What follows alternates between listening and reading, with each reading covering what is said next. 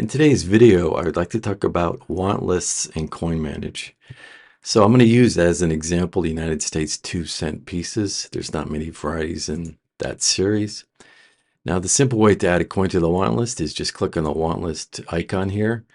And now, as this is now a current folder, so now when I click on add coins, let's say I want to add 1872 to the want list, click on OK.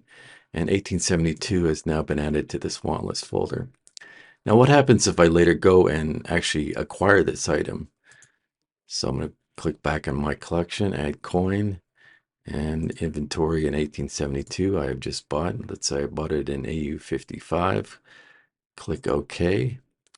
Now, once I've done this, the coin is removed from the want list as I have now acquired it.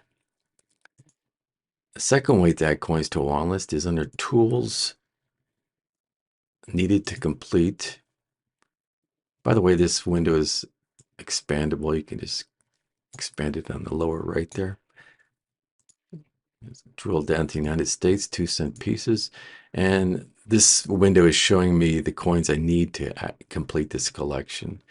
So if I want to add coins to the want list from here, I just can select them.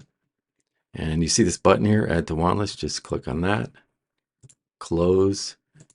Now all these coins have been added to the want list. Now lastly, I'm going to show you a report we have. It's called Want List with Values. And what this does, let me select it. Let's preview. It's going to show all the coins in the want list with all the values. And thinking behind this is you could print this out and take it to a coin show. And if you find a dealer that has these items, you can see what the catalog value is and perhaps purchase them. Anyway, that's it for today. Thanks as always for watching.